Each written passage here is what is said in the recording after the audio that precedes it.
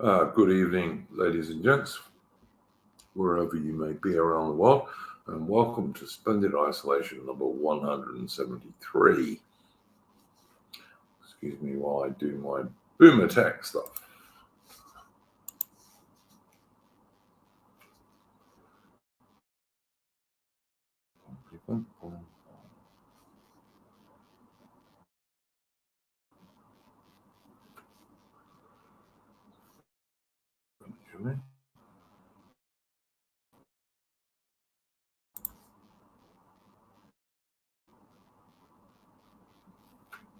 Good. Yes. Sorry, guys. I was doing my normal boomer tech stuff. Lavish in the chat is asking if Lady of Shore is back. I believe she made a video for the King Arthur Day thing, and she also she was on a stream about King Arthur Day about the films about King Arthur. I don't think she's totally well yet, although of course everyone with any brain wishes her well. But it was good to see her making contributions to Nathan Hood's King Arthur Day stuff, which was excellent, by the way. So yeah, Mitch, how you going, mate? Same old. As always. Yeah, did you have a first subject you wanted to bring up this evening, Mitch, that is not our main subject, which is the British general election? Can't say I have one. All I've been focusing on is just looking at implosion of the Tory party. I haven't really kept a track of stuff in Ukraine or whatever. Okay. I suppose there's that little story about. Yeah, but I suppose that story about the German Ausländer Raus song. Do tell us what you know about that one, Mitch, please, because that is quite interesting. I saw that on Twitter. Yeah, so there's like a really interesting song which goes Deutschland and Deutschen, Ausländer Raus, which means Germany to the Germans, foreigners get out, basically. And I mean, you got Olaf Scholz and all the political elite having a complete fit about it for obvious reasons. And there was a young woman.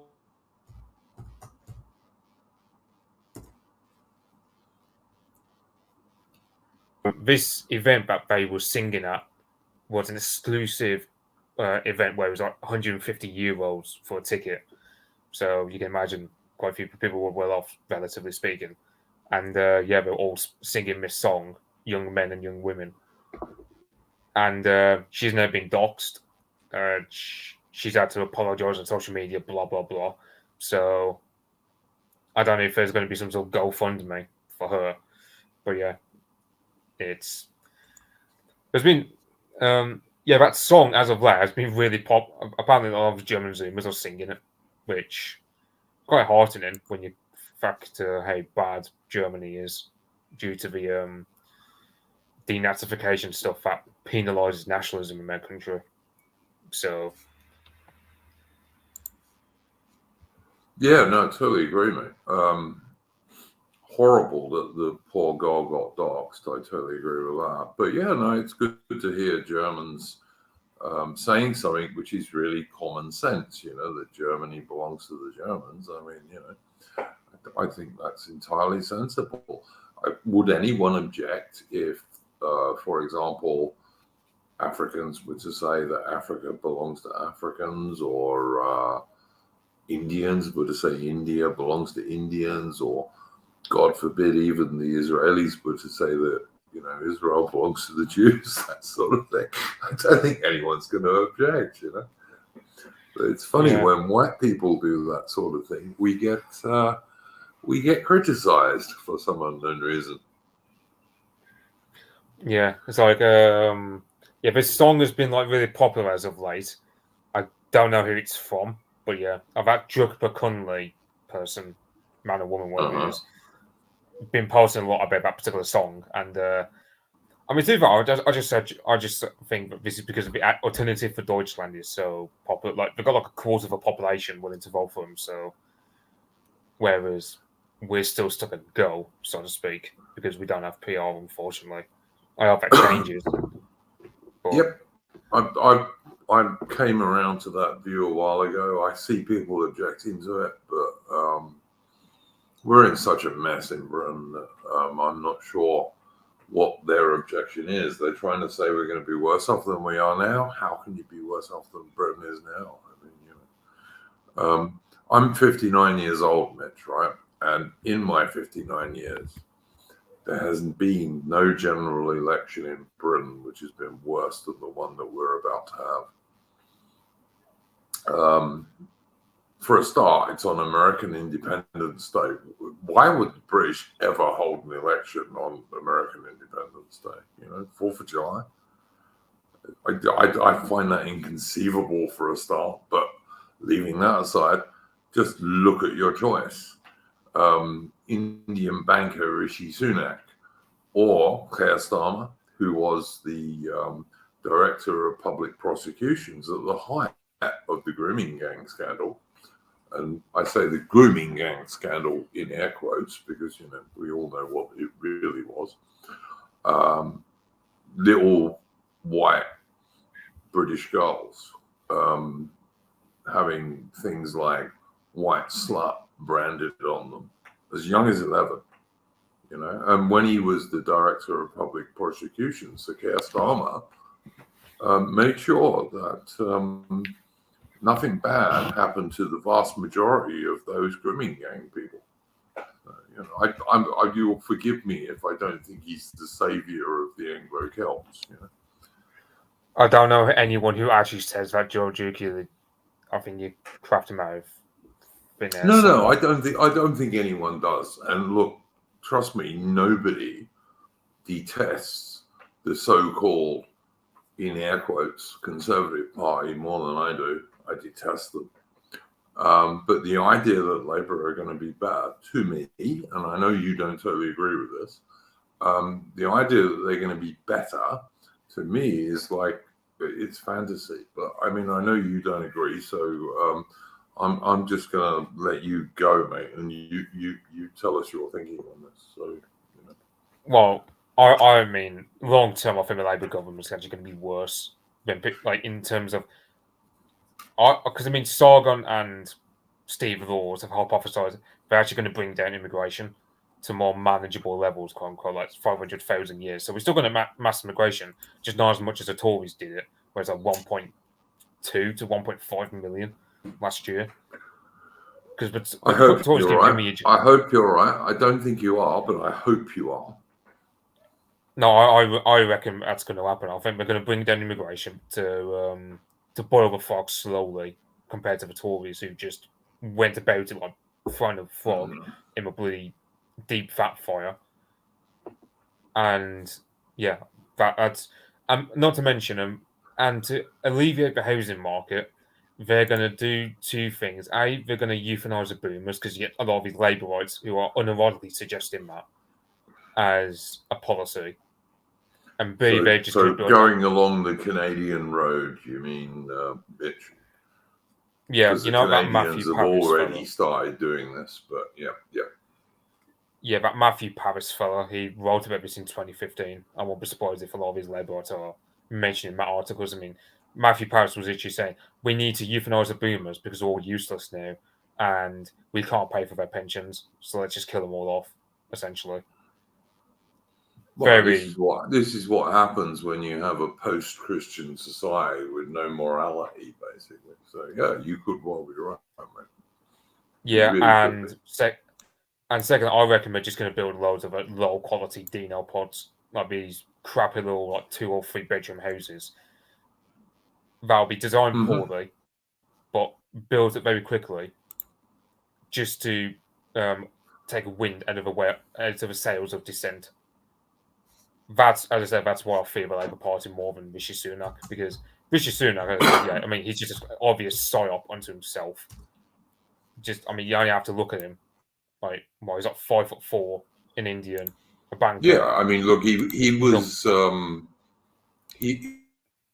he was rejected by the members of the Conservative Party at least twice, and really he was only the candidate of the bankers, like the Bank of England and their supporters, and also the World Economic Forum people. They were the people who wanted Sunak to be leader. It wasn't even the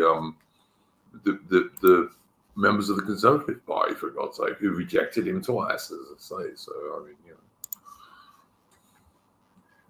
Yeah, and then you've got the case of, because of course, I don't know,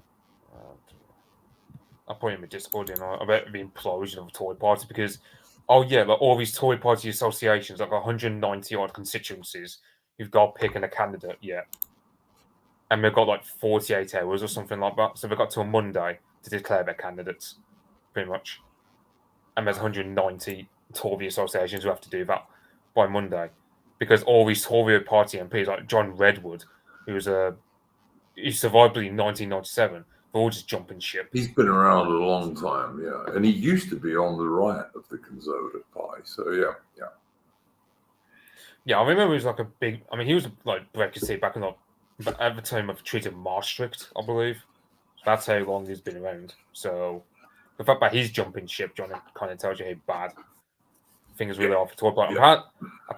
Apparently, their polling has gone up by a solid like 2% to 27%. I feel like that's just because of Reform voters now just going, I'm going to vote Tory to keep out Labour, blah, blah, blah. But yeah, some of that will be true, yeah. Yeah, there'll be some truth in that, maybe there will be, yeah. I mean, I think the idea that the 0 seats idea is just not going to happen, which I think is a pity in many respects, but it's not going to happen.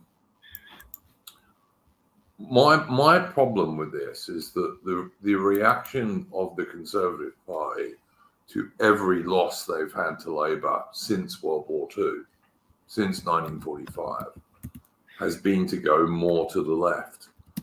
And I think if you end up with somewhere between 50 and 150 Conservative MPs, which is what I think is going to happen at the next election, when the Conservatives win an election, which will be in 5 or 10 years' time, we'll just end up with a so-called Conservative Party, which is even more left-wing than it is now, frankly.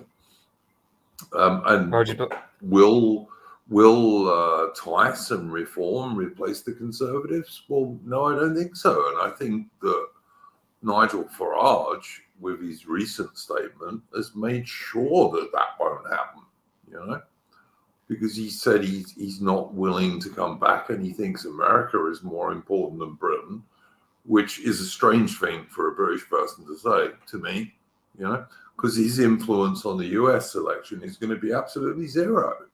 No one cares what Nigel Farage has to say about the US election. He's an idiot if he thinks it does, and I don't think he's an idiot. I think he's not prepared to put himself on the line. Another thing I would point out is that David Frost, who is an actual right-wing Conservative, who was a big-time Brexiteer, etc., he has been banned as even standing as a Conservative candidate at the election. Like, he's one of the few actual Conservatives left in the Conservative Party, a big-time Brexiteer, etc., and they simply banned him from even standing as an MP. This whole election is the most depressing election that I've ever seen in my lifetime of almost 60 years in Britain. Like, there's nothing good about it. If you're an Anglo-Celtic dude like myself or yourself, Mitch, there is literally no one you can vote for. Who's going to get anywhere anyway. There's nobody you can vote for who has a chance of even getting more than a small handful of MPs. it's like reform, for example. Even leaving aside, like for example, even leaving aside, like, the one policy I like about them, which is they're going to wipe out interest on student loans. Okay, they're not going to get a single seat because, as you can tell from the local elections, they've got no presence in terms of in terms of like local activists. Whereas the Labour Party, I mean, my seat is a safe Tory area. Perhaps that could change. I don't know, but Labour have really revved up their activity in this area like the past few months. Yep.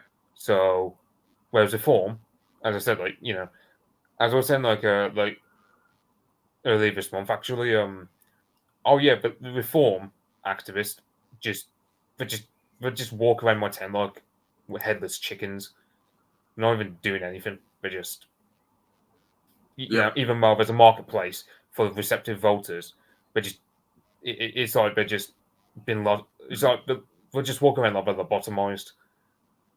So they're not going to get anything.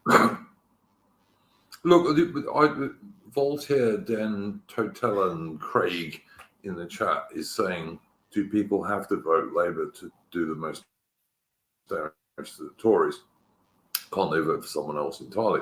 My view, and this has long been my view and I haven't changed it, is that you can't, as a nationalist, as someone vaguely on the DR, you cannot vote for the so-called Conservative Party or Labour because they're a uni party anyway. There is no real difference between them. And of course, the Lib Dems and the Watermelon Greens are also part of that. So you can't vote for any of those guys.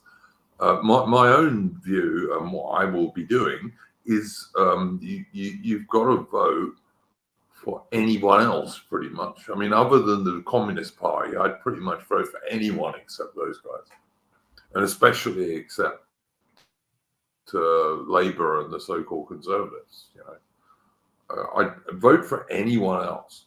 And if you can't do that, my idea would be you should do a deliberately spoiled ballot, which is obviously deliberately spoiled. Write something like none of the above on it or something like that, because there's no point in voting Labour, there's no point in voting Conservative, and obviously the Lib Dems and the Greens are part of that same conspiracy to destroy us as the Labour and the so-called Conservatives. So that's my view, but I don't know, what do you think, Mitch? I mean, I'm just going to support my ballot because my MP is bloody Gavin Williamson, who's essentially, I mean, if you were to imagine like Boris Johnson being like some sort of like Stalin for argument's sake, then Gavin Williamson is essentially the Nikolai Yezhov, like the head of the NKVD in the mid to late 30s. Like just a guy with no initiative, just does as he's ordered. He'll just happily sail with his ship. I won't be surprised if that fella just ends up leaving politics altogether because even though this area is a safe Tory area, so But I mean, you get you get some people on Twitter like that Maven Politic who co-hosts like the shielding events. He's actually saying in some marginal areas, voting for Labour is justified if it gets rid of a Tory. And I'm thinking, nah, not one jot would I ever do that. So the same with people who unironically said we should vote Tory back in 2019 to safeguard Brexit, and it's like, no, I'm not. Yeah, I remember. Yeah, AA was one of those people at the time, I seem to recall as well, who said, yeah, vote for Boris Johnson, But then AA also was, he voted against Brexit and he voted for Tony Blair. So, I mean, so I'm not a big fan of AA's political judgment in that sense, I've got to say. Yeah. What's funny about AA is so his words were quoted about the zero seats idea by RT. I actually written an article about that. And that's for anyone in the chat. That's the Russian TV, isn't it, Mitch? Yeah, Russia Today. Yeah, so you can just imagine. Yeah. Yeah, you can just imagine all these Russian. Yeah, you can imagine all these Russian political types who are just looking at England and we're just thinking, bloody hell, could this actually happen? You know. Oh look, imagine. my deal, Mitch, is I've got to say it right. Like, I don't see any reason for modern Britain to be enemies with Russia. You know, like I get back in the days of the Great Game when Russia and Britain were like in between, with Afghanistan in between. I understand that, you know, Britain and Russia were rivals, but these days there's no particular reason for Britain, in my humble opinion. There is no particular reason for Britain to be enemies with Russia. And frankly, I don't give a fuck who runs Ukraine. I really don't, you know. And ultimately, it's going to be, some of it's going to be run by Russia. So I mean, you know, it's like, why back a losing horse, which is what Britain has been doing under Sunak. But I don't see that changing under Keir Starmer, not at all. But whatever. Yeah, you got this idea of Andrew Bridgen saying we're technically at war with Russia, and apparently Rishi Sunak doesn't want to be a wartime prime minister for obvious reasons. And I'm going, well, not in a war we're definitely going to lose, no. Not in a war we're definitely going to lose, you know? Jesus. I mean, come on, I really don't buy this idea. I mean, we probably are at war with Russia to a certain extent, but that's like an information war, not actually like a war with bullets. We're sending aid to Ukraine, quote unquote. And I don't really blame the Russians for being pissed off at us. But it's like the thing is, do I think we're actually at war in the manner this guy describes them now? I don't think that's the reason why he called it. I just think, well, other people are saying, oh, the plan on getting rid of Rishi Sunak, that Lord Frost fella was actually one of the main ringleaders of a plot against him. Yep. And that's why he's being forbidden to stand. And Rishi Sunak, in his spiteful streak, decided to go scorched earth on the entire Tory party apparatus. Hence why all these Tory party associations were all livid with him. And even like Michael Gove was, oh, this is bloody daft. And this is why Michael Gove is actually leaving. So I suppose there's a silver lining towards this impending Labour government that's going to come our way. Yeah. At least we get. Yeah. At least we don't have to deal with bloody Michael Gove, who. Because I mean, apparently, literally every Tory who's ever written a book will all say the same thing. Like Gove is a villain, and even Jonathan Bowden also said Gove was a complete villain of a man. So really, did he? I didn't know that. Yeah, because he's apparently buried him, because he had contacts with him at Tory party, and he said to go, well, what do you think about? Do you think we should close all the borders? Don't you think we should restrict mass immigration? And Gove was like, well, we can't do that because we look mean. You know, like it would just be too mean of us, and we can't do that because it inspires conflict. Did he say? Words to that effect. God almighty, honestly. Yeah, it's like, oh, what you're causing conflict within Britain. Here's the biggest joke, Mitch. Here's the biggest joke, right? This is how stupid they really think the British public are. Rishi Sunak has now turned around and said that if you want any of these illegal economic migrants who come across the channel in thousands these days, I mean thousands, if you want to stop those guys and send them to Rwanda, although why we send them to Rwanda rather than somewhere else, I don't know. But he said, if you want to do that, you've got to vote for me. Now, does he seriously think, how many years have the Conservative Party now been in charge, mate? 2010, innit? So, so does he seriously think that 14 years of Conservative government, they're suddenly going to change? And the British public are so stupid, they're actually going to believe that shit. Did his speech his speechwriters thought that the British public was so dumb they were going to believe that? I won't be surprised if actually Rishi Sunak's team and advisors are actually all just like, oh yeah, we're not going to vote for him. We're not going to vote for him either.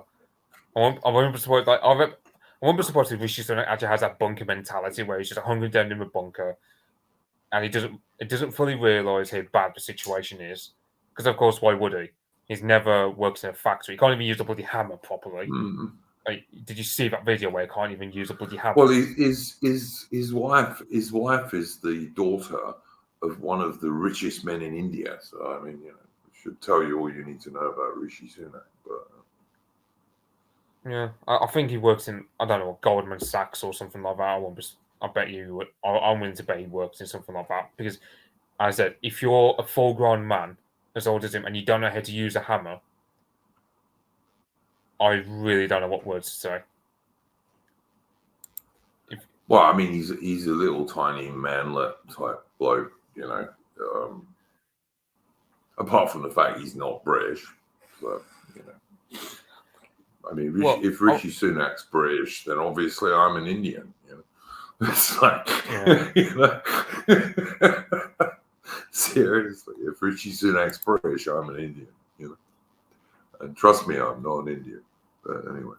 Well, if Rishi Sunak's British, and I guess Jabba Taylor is justified to play Oda Nobunaga if I ever make a film about him. So. Yeah, it's just ridiculous. I mean, like I totally agree with those people who want to destroy the so-called, in air quotes, Conservative Party, but I just don't see it happening. I really just don't see it happening.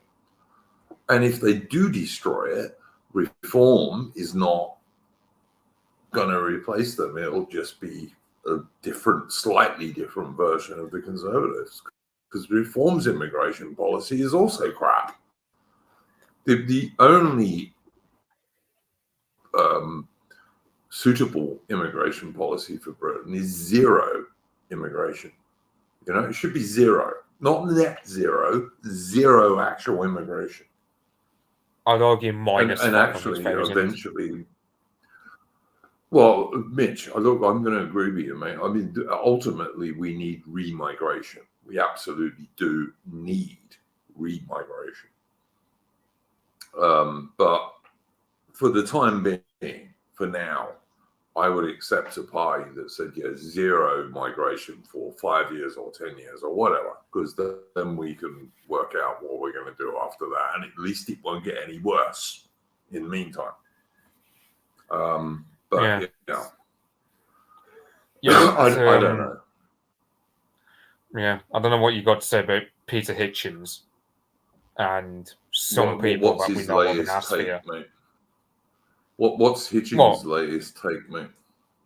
He's just basically saying we need to vote Conservative to keep out Keir Starmer. Oh, for God's sake, right.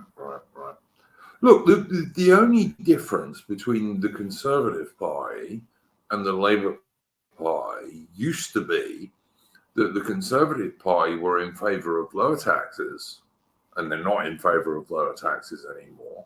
They used to believe in a bit more personal freedom, and they're not in favour of that anymore. They used to be a little bit less censorious, and they're not like that anymore.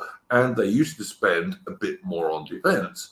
And the Conservative Party, over the last 14 years and before that, have allowed the British Armed Forces to become the weakest and smallest they've ever been in their very long history. So what is it exactly that's supposed to make you vote Conservative? I just don't get it. I'm sorry, I don't. Yeah, I couldn't bring myself to vote Conservative, and trust me, that's the only way I've ever voted in the past. Like, I've never voted Labour. I'm not like AA. I certainly never voted for that vile traitorous scumbag Tony Blair. But yeah, I just don't see what you're voting Conservative for, because they're in favour of strong British defence. No, they're not. The Royal Navy has never been smaller and weaker than it is today. Same with the British Army, same with the Royal Air Force. So what are you voting Conservative for exactly? What is it they're conserving?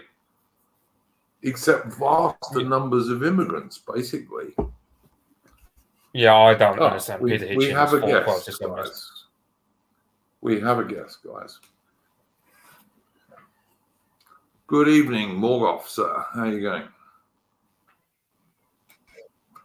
Hello there. Do I come through? Am I coming through okay? Yeah. You're good, mate. You're good. All right. I'm just gonna give this a tweet on. What? Give me a sec.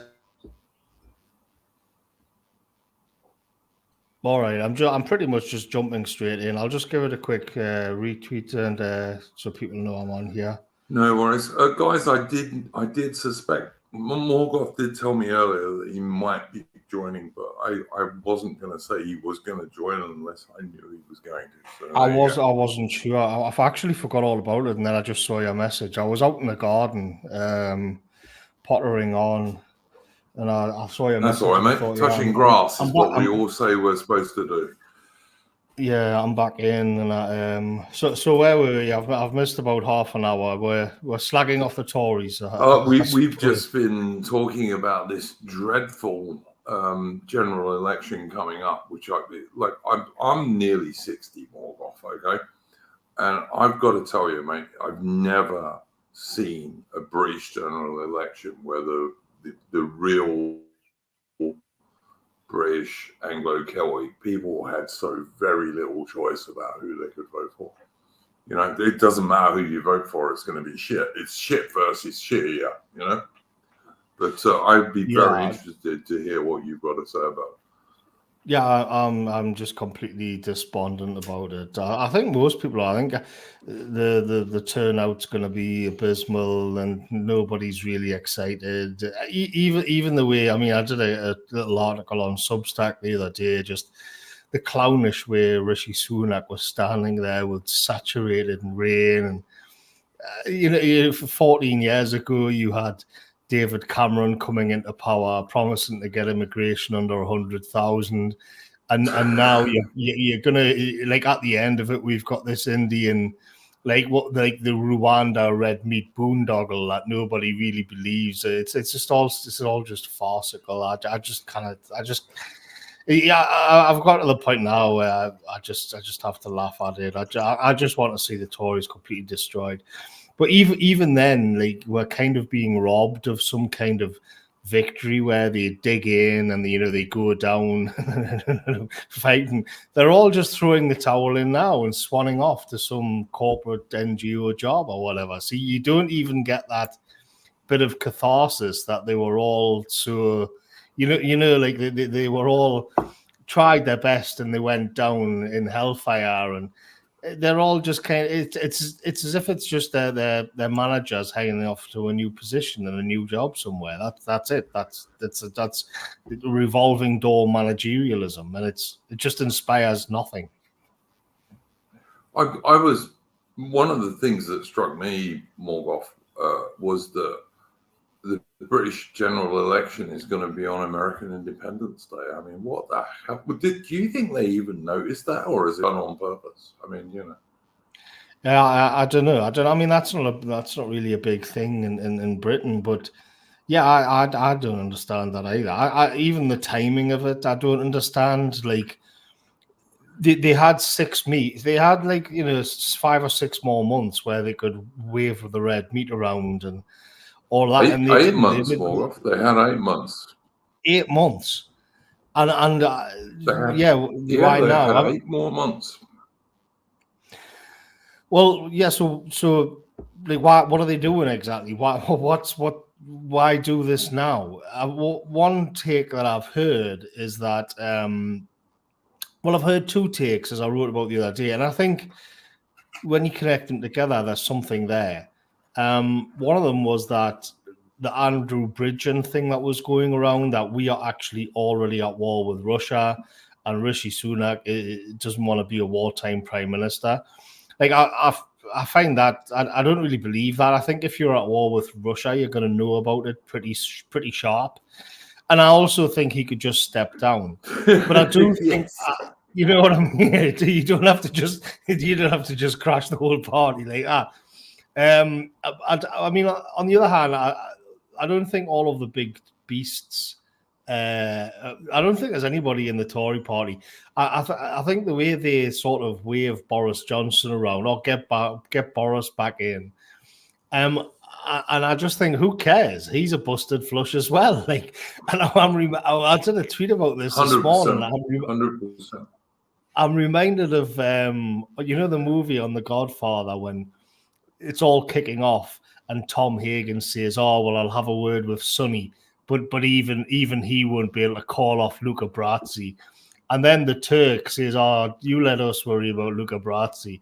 And it's as if, like, their biggest, heaviest goon. They're they're waving him around. We're gonna bring Luca Brasi into the action, and it's like, nah, he's already dead and gone. Don't worry. And it's the same with Boris Johnson. It's like, oh, Boris is gonna pretend to be Winston Churchill, and we're gonna come out. You'll see. And you think, no, nobody gives a shit about Boris Johnson. He's a busted flush just like the rest of them.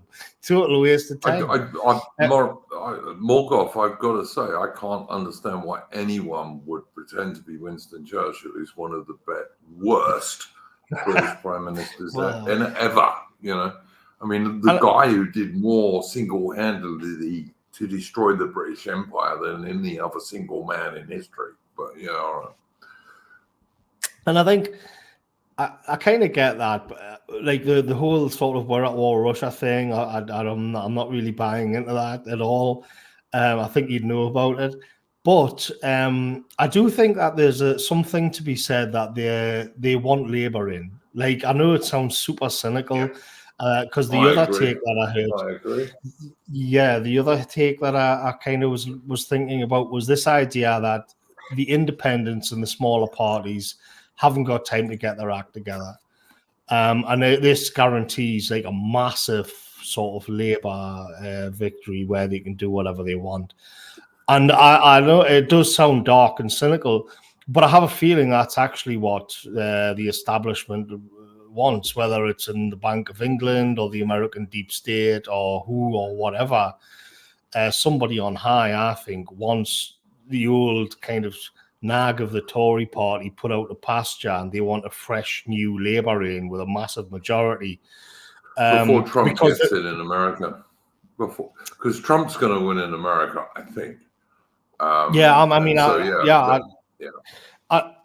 think in terms of the geopolitical situation, just getting worse and worse. I think they're thinking, we get rid of the Tories now, we get Labour in, and then that's kind of Britain well placed with its leadership for whatever's coming next.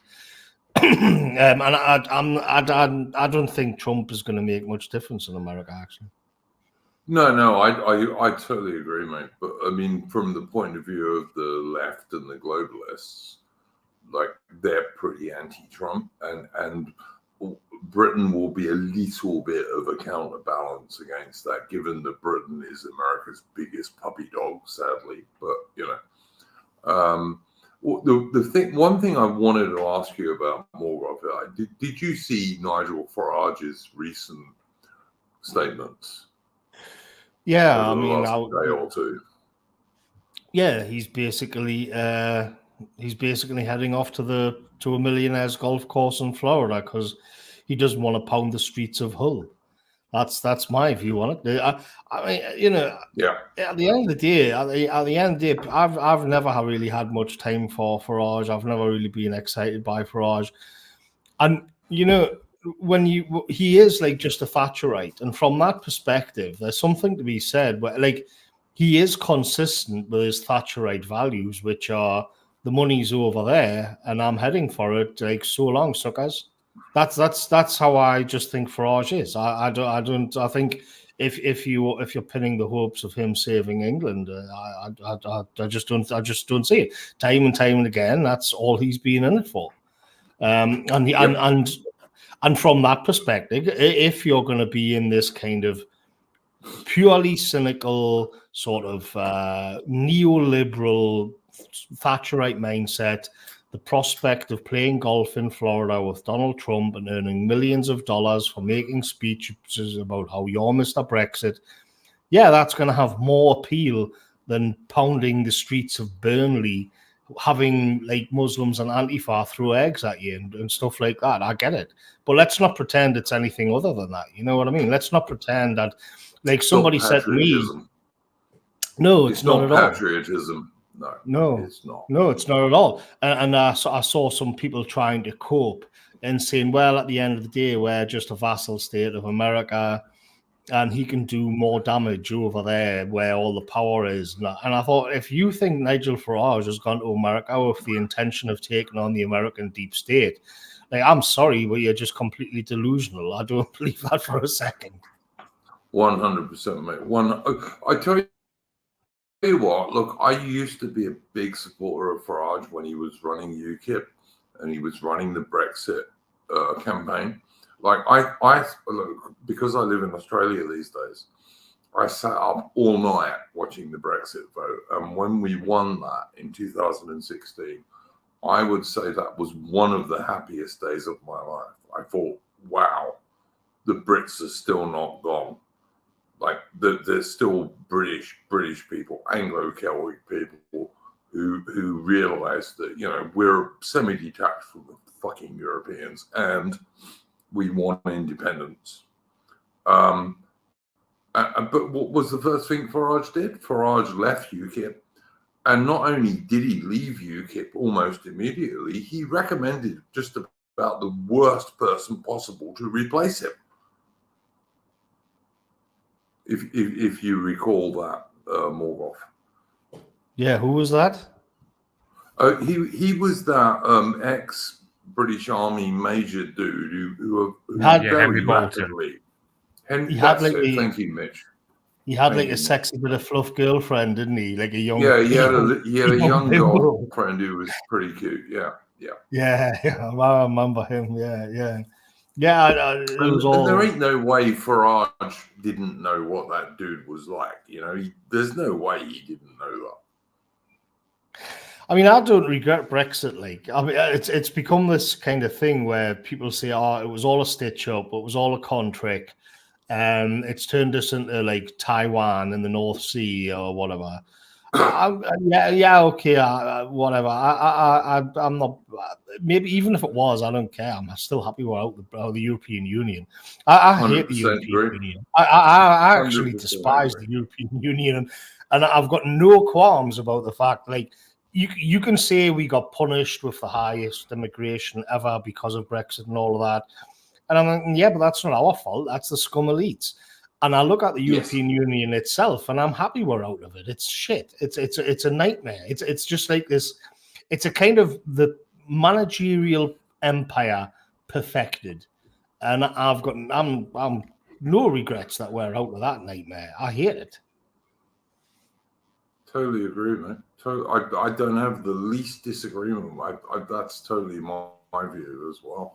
But I just think Farage's statement about, America's more important, and I'm going over there, as if anyone in America gives a shit what Nigel Farage says, which I don't think many people do. To me, it just made him a complete.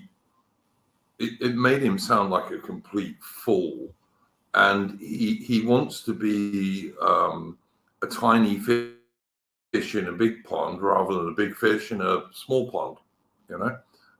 And to me, I just don't understand how any Englishman like Farage or like myself or like yourself, Morgoth, or like Mitch, to us guys, I'm pretty sure Britain is the most important place, and England. Farage has just totally gone against that. I mean, to me, he's lost all credibility now. Lady of Charlotte, by the way, said in my Discord that, like, she just couldn't believe that he came out with this crap, you know. So yeah, no, I don't. I think Farage has destroyed himself pretty much. Well, I mean, the money's going to help. The money and sitting on Donald Trump's golden toilet. That's going to make the pain go away. I think maybe he got caught out. I think he got caught out with how sudden the election came about, and he thought we can kick it down the road a bit more. Maybe reform would. He could kind of slip out the back door. But because the election was called early, he kind of got caught and thought, "Oh shit, I'm just gonna have to own up to stabbing everybody in the back and heading off to the sunset here, like California, here I come, or Florida, or whatever it is." And what he'll do over there.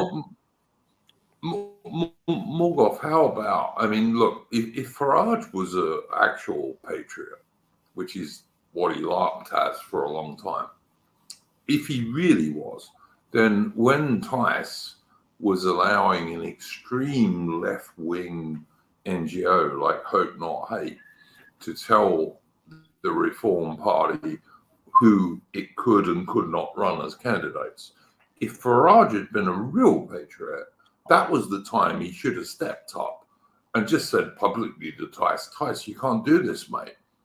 And that's all it would have required him to do, and Tice would have had to have stopped. Yeah, I mean, even if he'd said it in private, it would have been good enough. Yeah, probably.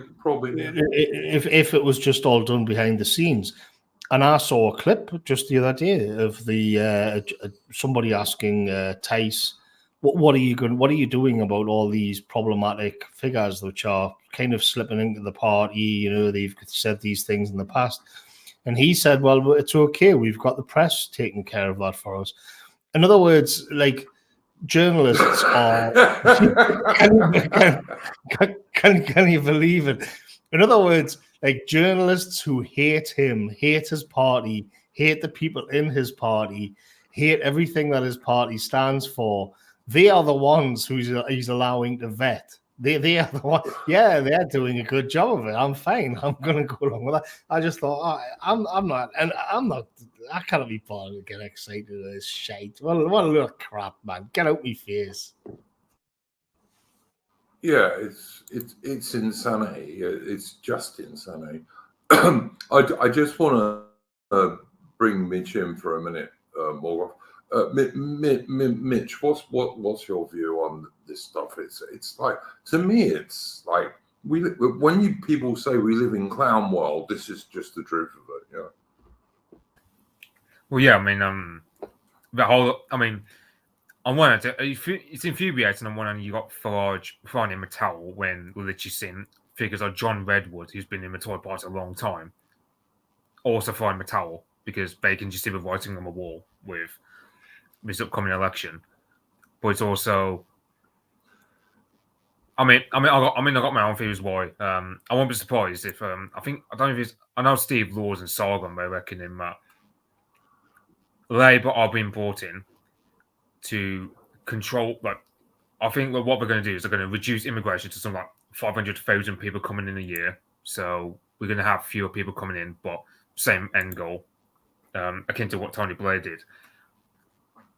And they're also going to do stuff like euthanizing a lot of boomers and building a lot of these low-quality Dino pods to take wind over sails of dissent, because the Tories have really fumbled the ball. They did not understand the Blair agenda, and they're just going to end up like they're destabilising the system in terms of how badly the NHS is coping with all this, like, that Bristol dentist queue and stuff like that. I won't be surprised if there's also nefarious reasons to want Starmer in, because that's actually what one might do. Might actually just take wind at the sails of dissent by bringing in someone like Starmer, because no one's going to suspect the Labour Party of reducing immigration and stuff like that.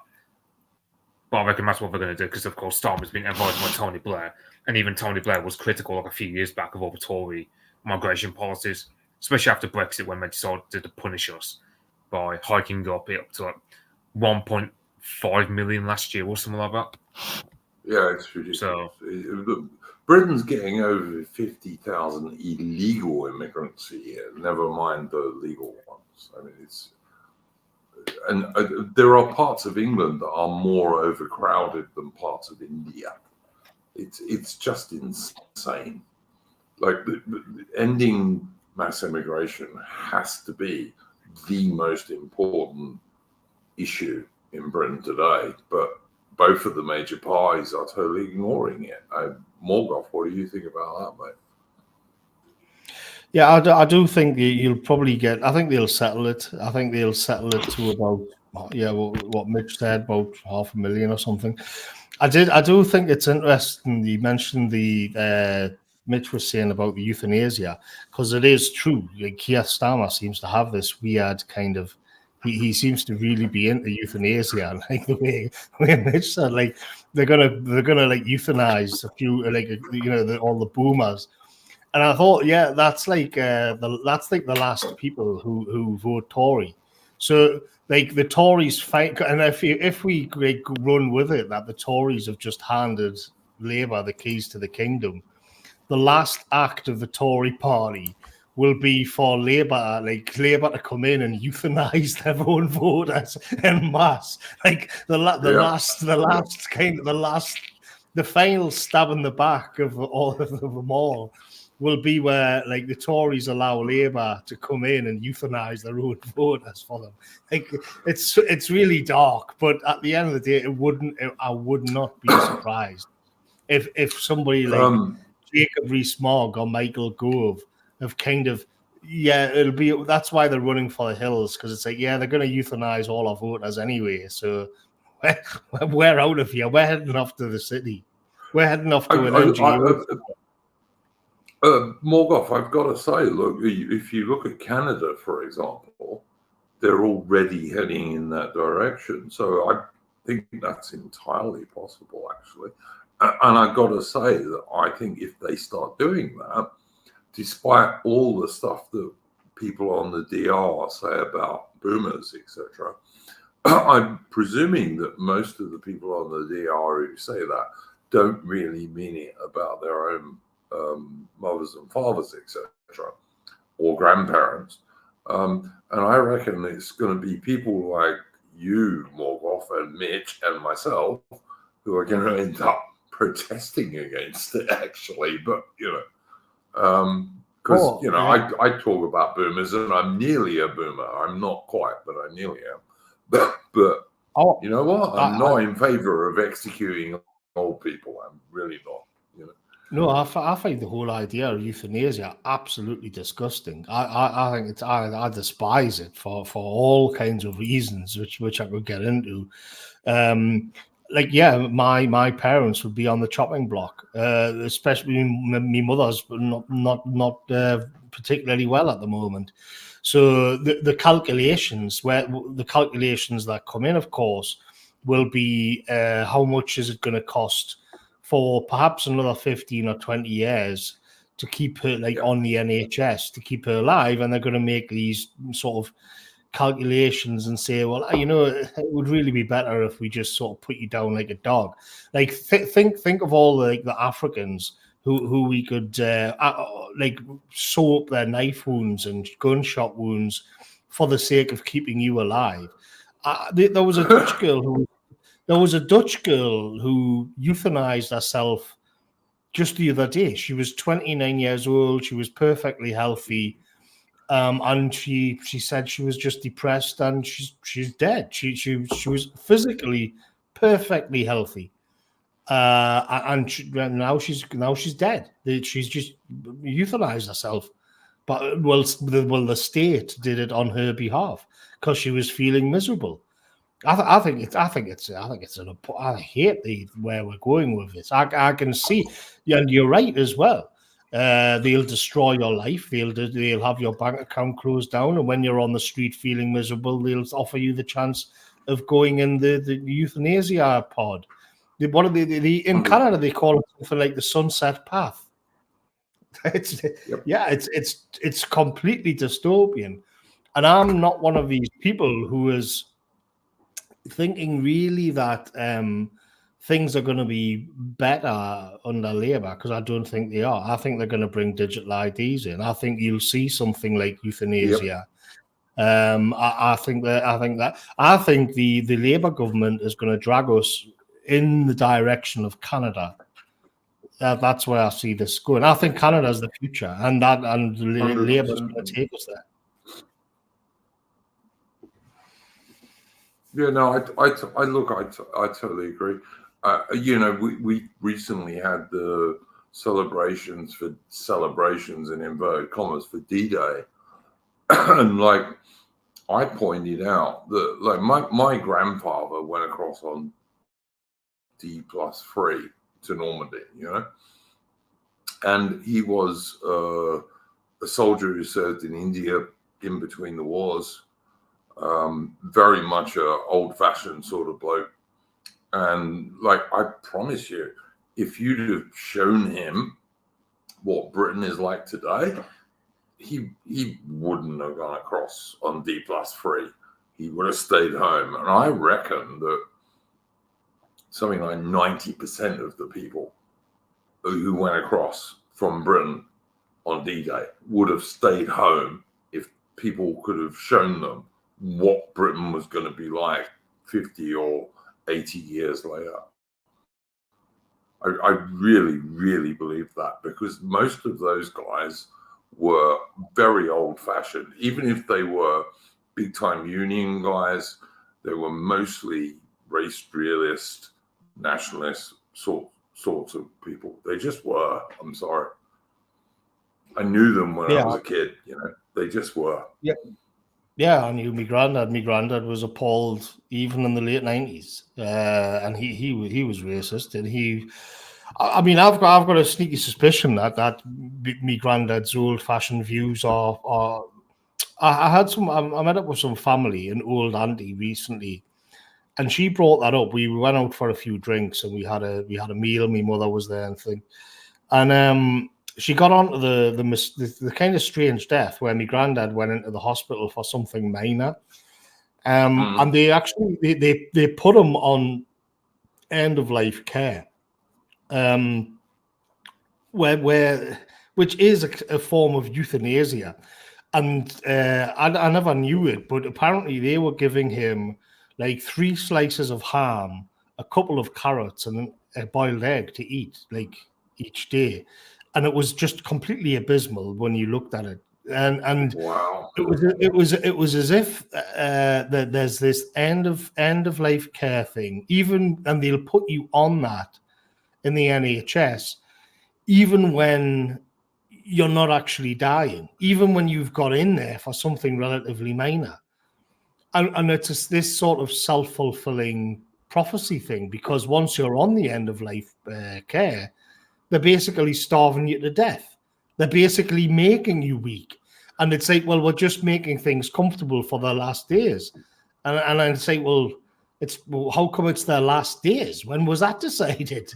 How did this come about? He only went in there with an ingrown toenail. But my auntie she's convinced, because I mean they did put him on end of life care type thing, and she was trying to push back against it and say, well, I don't understand, but it was all sort of informal and bureaucratic. Nobody was informed about it, and he was still getting fed and all of that, but it was just these sort of passive ways that they wouldn't be attended to, whereas say a 30-year-old would have a completely different kind of care. And this is the thanks they got. I mean, you could say the euthanasia started years ago. This is 20 odd years ago. You could say the euthanasia that Labour are going to bring in will just kind of cut out the middleman and just stick you straight into the pod, straight into the chamber thing that they've got, which looks like something from Alien. Morgoth, I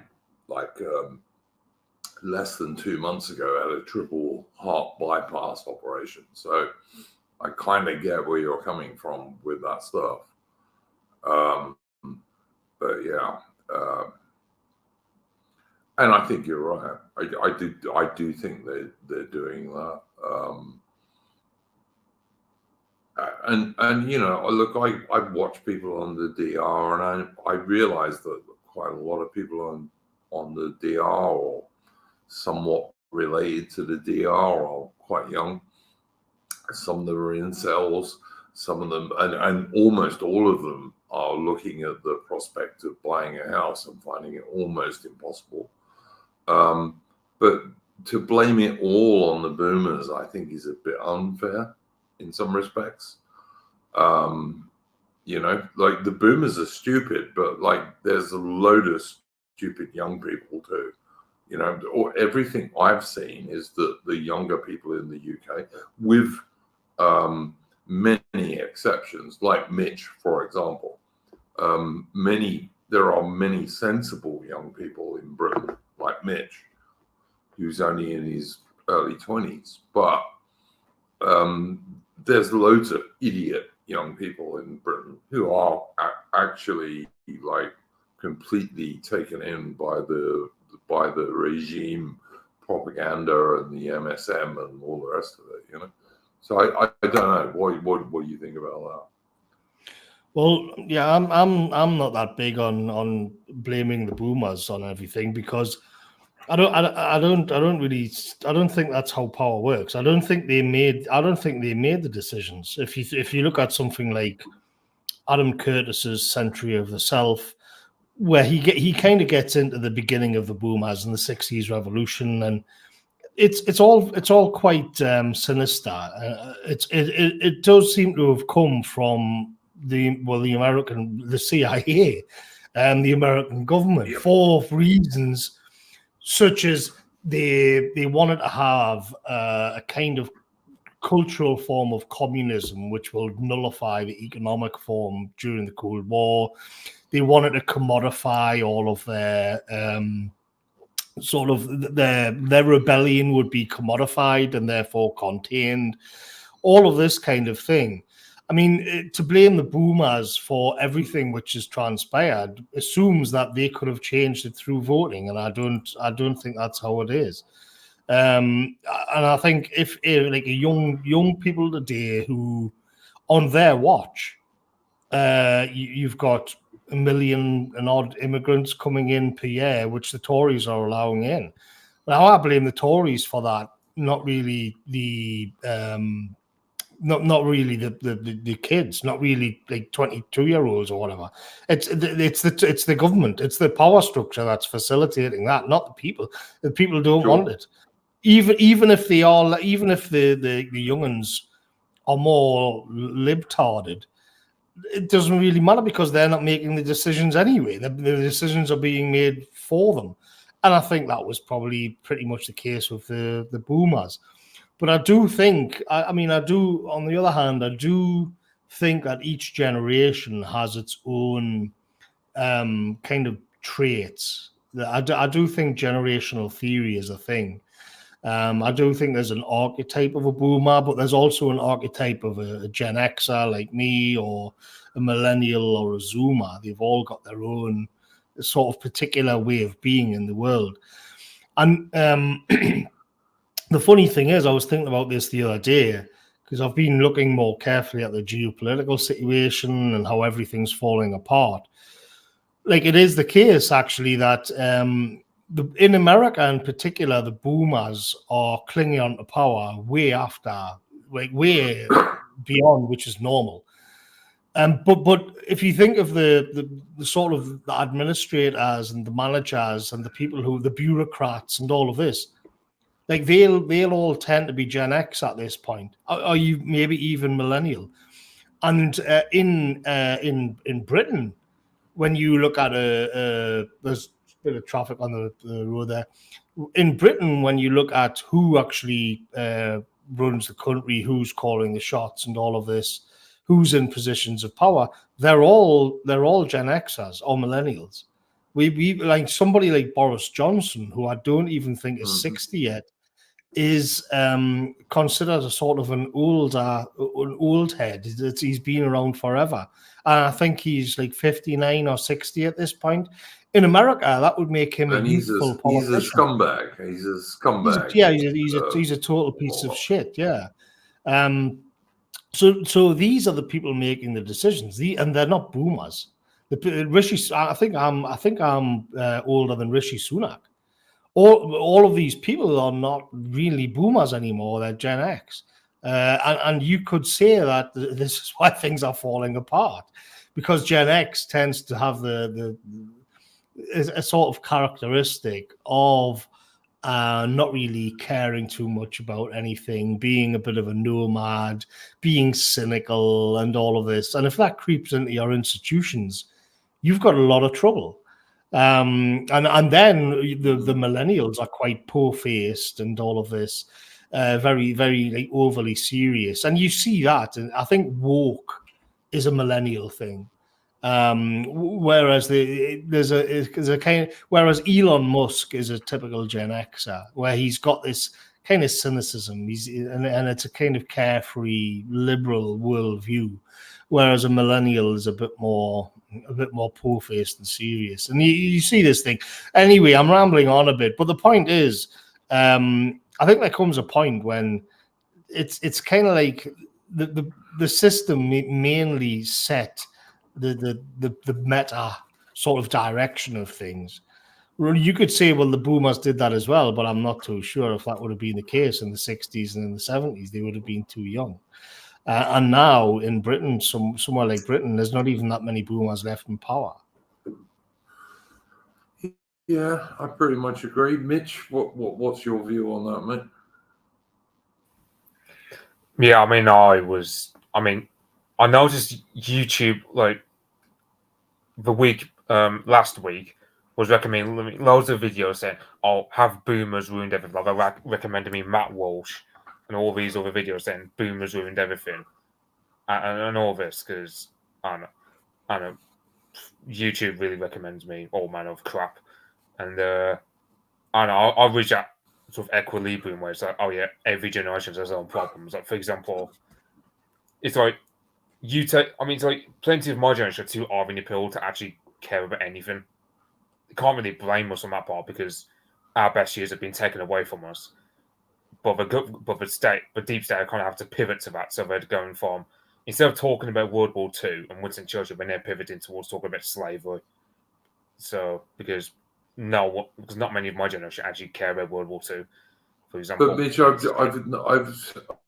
I've heard you say quite a few times that like your parents and your grandparents were actually fairly based. You know, they weren't people who supported mass immigration and all this shit at all. And that was the same for my parents and grandparents. They didn't support that shit at all. It was just imposed on them, as Morgoth was saying. Yeah, it's like, what? Like, my parents never voted, so that's that, but they never supported mass immigration. And I got my grandfather, for example, he was 22 when he voted for Peter Griffiths in Smethwick, whose supporters would often put on the walls of like Smethwick buildings saying, "If you want an N-word for neighbour, vote Labour." So you need to yeah, it's like, and it's not just that. My grandfather was very blunt and honest. Like if he was in a room with, let's say, an Indian, he would have no trouble just blaming if he doesn't like him. 100%.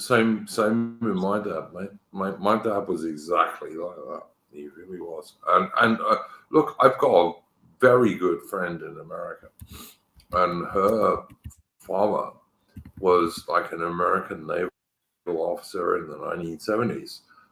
Wasn't a hippie, was a pretty straight up guy, and as far as I can work out, is a good man. But you know, did anyone take any notice of what he wanted? No, because they just don't. You know.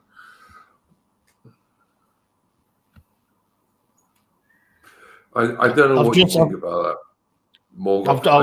I just think they ignore us. They ignore all of us, basically. Well, it's not just that they ignore us. They've got all kinds of institutes and little quangos which are specifically designed to sort of spray squid ink in our faces and confuse us and bullshit to us and all of this kind of thing. I'm amazed anybody in Britain still critical of immigration, because the amount of brainwashing and social engineering is just beggars belief. It really does. It's been relentless for 25 years at this point, and even before that it was there, but it was a bit more subtle. So there's few populations in history have been so subject to social engineering as well. I think most of the West, actually, especially in the last 30 odd years. And like you can say, well, somewhere like North Korea or the Soviet Union and whatnot.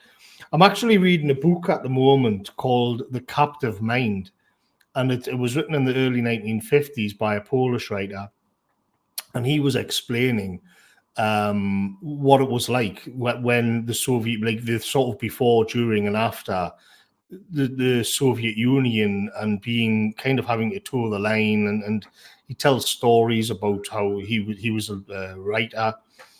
And one of the things that he gets into quite a bit, which I find fascinating, is this. It's actually an Islamic thing called ketman. And in there's a long history in the Muslim world of people who are in the Islamic world, who Muslims, but they don't actually believe in any of it. They just think it's all nonsense. But because of the environment that they're in, because of what they're sort of, they're taking this in, they're absorbing it night and day, they form kind of double personality where they become experts at going along with it, even though, the captive mind, yes. And they become experts at lying to people around them and telling what people around them want to think. And he goes into this in great detail. He actually breaks down different forms of doing this and whatnot. And obviously he's comparing that to the Soviet Union. And it's the same for us. It's the same what we have. I mean, a lot of what I was thinking as well when I was reading it is that even a lot of the liberals, I think, they have this as well. They have this kind of cognitive dissonance where it's just easier to go with the flow, even though somewhere down inside, it's all bullshit. That every single advert has a black person on it is weird and not natural, not organic. And that's dishonest. That it's propaganda, but the Ketman kicks in, and the Ketman makes you put a sort of face on the world where you learn how to swim in that water. And he goes further again, and he says the Ketman will find them. They will also feel that they are very intelligent because they've figured this out. So people like us who say, well, we're not going, like, we hate this is awful, blah, blah, blah. They would understand why we think that, but they would then kind of sneer at us and think that we're stupid because the smart play would be to go along with it for your career or just for an easy life. And so the smarter way, and it was the same in the Soviet Union, and it was the same for these sort of cynical Muslims who didn't believe in any of that either. And just the fact that such a thing exists is testament that none of this is normal, none of this is organic at all. It's and when you can deliberately easily draw a parallel with the Soviet Union like that, that you're living in this falseness, this fake construct.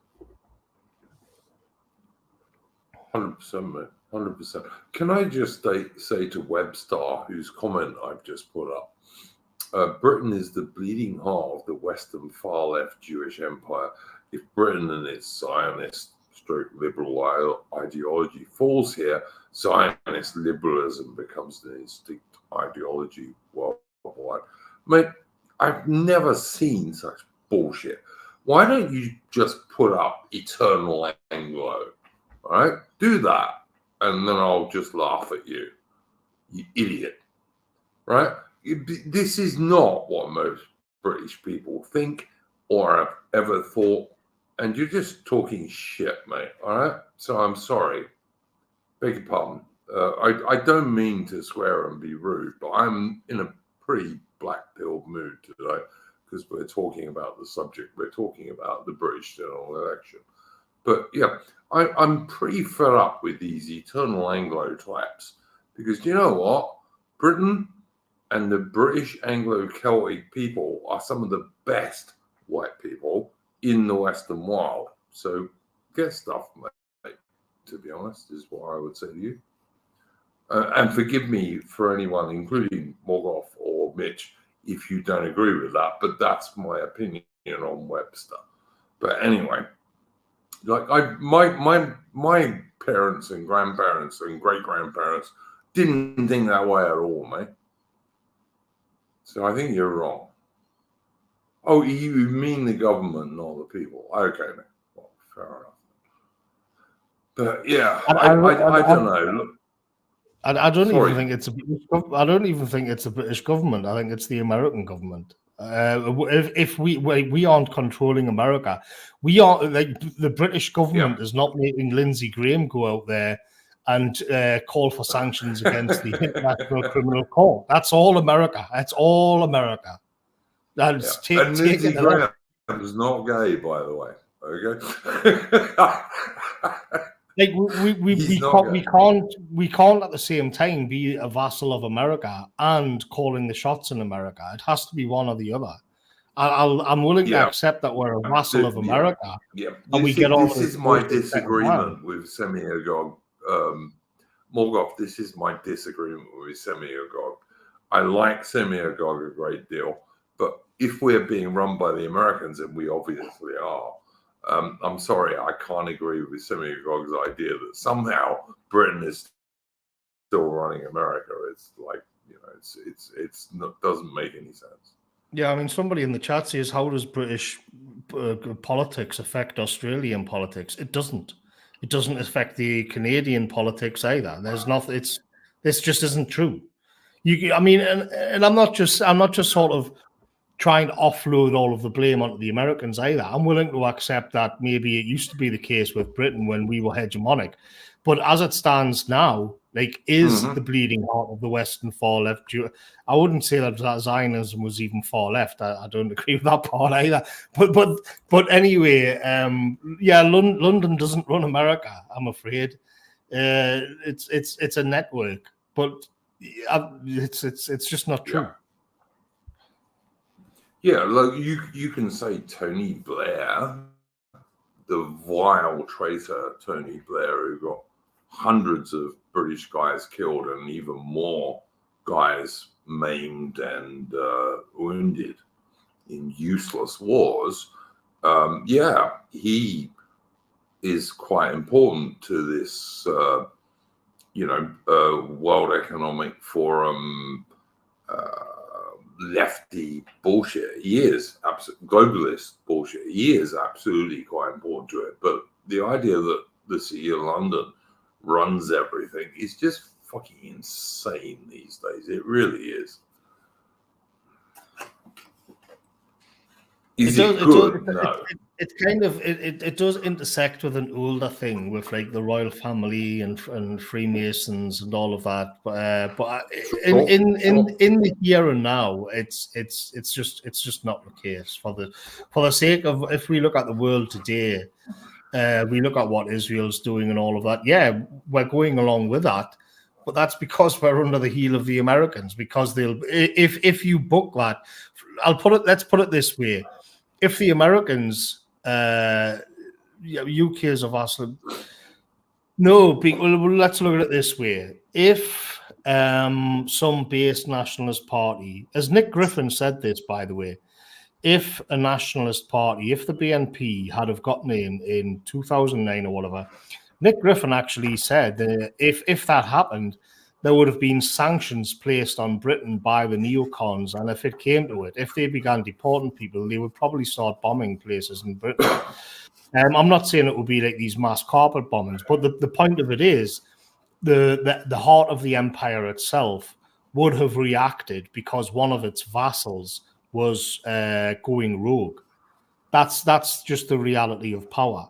They would have saw it that one of their sort of provinces was in open rebellion against them, and they would have reacted. Now, on the other hand, when, let's say, Donald Trump came in America, we just had to go along with that, regardless of what anybody thought of him, regardless of how it worked out.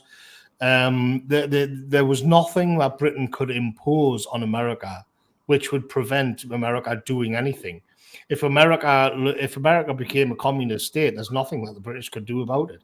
If it became a fascist, or if Baron Trump comes in and he becomes the American Caesar, there'll not be much we can do about it. Morgoth, 1956, and the Suez thing. Yeah. You know, look back to that if you want to see how much Britain runs things. You know. Yeah, there's nothing that suggests that Britain is running America. All of the evidence points to the other way around. But again, you can see it in the past that it was a different situation, but I think that's a different discussion. 100%. Look, I don't know. Like I said, I'm nearly 60 years old. So all you guys in the chat can call me a boomer if you want, although I'm not officially. But if you want to say so, you can. And I have never seen a more depressing election than the one that is coming up on American Independence Day on the 4th of July, thanks to our Indian banker, British Prime Minister Rishi Sunak. I would also like to say I've noticed Ruffian Dick in the chat. And the main reason I have noticed him is that Ruffian Dick, of course, was Captain Sir Richard Francis Burton, who was a great British explorer in the 19th century. But yeah.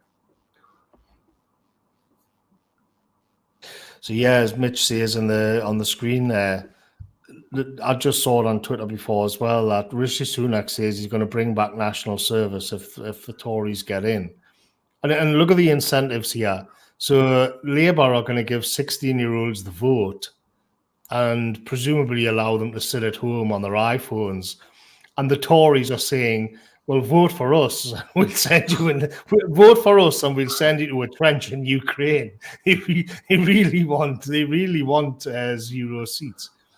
But I think they're shuffling the Tories out because there is serious problems coming with Russia and China, and they want this energetic new administration in to manage all of the chaos that's coming down the pipeline. That's my general take on it, and everything I see, I just think, that's what's happening, and it's bleak. I think the establishment's in real trouble with the situation with Israel, with the situation with Russia, Ukraine, and increasingly the Americans look as if they're washing their hands of the situation entirely, and they want to pivot to China, which just makes things even worse. Yep. Totally agree. I mean, agree. Although actually I think the Western nations, like led by the Americans, but also the Americans, the Australians, the Japanese, and also the Brits, almost certainly. I think we have a much better chance of winning a war over Taiwan than we ever did in Ukraine, because Ukraine is a land war and we just don't have those forces anymore. Whereas I think a naval air war in the South China Sea, America, Australia, Japan, and Britain, etc., might actually manage to win. And one of the things that all these guys everyone always goes on about, oh, your aircraft carriers are all going to get sunk. Well, first of all, I think that's bullshit. But secondly, the Western SSN hunter-killer submarines are going to sink the Chinese Navy pretty quickly. But that's just my view, and I could be wrong, of course. But that, totally out of core of what we're talking about. But actually, I think if I was an American president and wanted to win a war, I'd probably do the Taiwan thing rather than Ukraine, because they can't win in Ukraine. There's no possibility. But in Taiwan, they could still win. Partly because the Japanese, that have a very powerful local navy, and the Aussies and the Brits will back them up on it. So we'll see. What do you think about that, Duke? What's your stance on it generally? Do you think the West has been too antagonistic towards Eurasia, or do you think like the NATO? Do you think NATO was correct in its policies in Eastern Europe, for example? You're a military man. No. Look, I mean, what we've done is we've driven Russia into the arms of the Chinese communists, which is the most moronic thing that any alliance has ever done. I mean, it's just totally crazy. The one thing you didn't want to do, because Russia and China are not natural allies, they have borders and so on, and both want to be the stronger guy in those areas. But what the idiot lefty or globalist Western people have done is they've driven China into being an absolutely good, firm ally of the Russians. They've driven Russia into being an ally of the Chinese, which was an idiot move. I mean, it was the most insane move you could possibly do. But then look who's running the West. I mean, you've got a senile dude. I mean, obviously he doesn't, there's no way that Biden really runs the free world. And I say free with air quotes on it. There's no way he runs that. But whoever runs Biden did that. And then, of course, obviously the poodle that is Britain these days followed along wagging its tail behind the Americans. I mean, it's just insane. Ukraine has lost this war, and they had lost it at least a year ago. There's no way Ukraine can win this war. I heard, I was listening when I was out before, I was listening to Alexander Mercouris from the Duran, and I know they are Russian shills. We've got to be honest about that. But he put the number of Ukrainians as 1,000 men a day dying, which I just found that mind-blowing. 1,000 a day. Which is why... I don't know if it's that high, mate. Look, speaking as a former... That seems a lot. That really seems high. Yeah. I don't know if it's that high, but what the Ukrainians claim is they've lost 38,000 dead, and I would say triple that. And that's probably how many they've really lost. Because what kills you in a modern war is artillery, right? It's not machine guns or rifles. It's not even air power. What kills you in a modern war, and this has been the case for 100 years now, what kills you in a modern war is artillery. And the Russians have 10 times as much artillery as the Ukrainians. So the Ukrainians have probably lost 100,000 dead, something like that. And that's why they are now busing prisoners from their prisons in cages up to the front line, because they haven't got any men left. The Ukrainians have no men left. So we can send them F-16 fighters, and we can send them the few bits and pieces that we can find or have left in the West in terms of guns and tanks and the rest of it. It's not going to win them the war. The Ukrainians have already lost this war. The only question is how quickly, really. Everything we send them now is just a waste of money, and it's just getting more Ukrainians killed. And what I think is interesting, I was reading, I did a podcast with Frody Midyol the other day, and it's up on my Substack. And I was reading Halford Mackinder's Heartland theory, where whoever controls the Eurasian heartland controls Eastern Europe, whoever controls Eastern Europe controls the world. And we've got into a situation, the West, the sea powers of the West, played divide and conquer there for a long time. I mean, it goes all the way back to British policies with Germany and before World War I. It was written in 1904. And you can see that then moving on into the Cold War, and then the Cold War ended, and everyone was like, okay, Mackinder's old hat, it doesn't matter anymore. And then you see NATO's policies in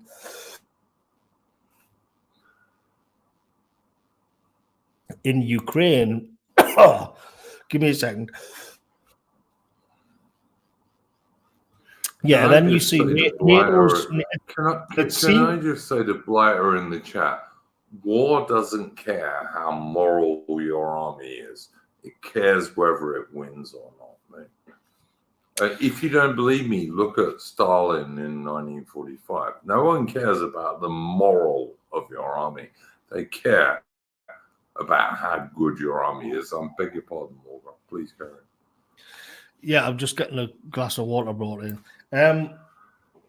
So basically, if you look at NATO policy in the East, it seems that I think they were guided by Mackinder's thinking, and still are, like 100 and odd years later, where if you allow the Eurasian heartland free reign, eventually a power will rise, and the sea-based powers.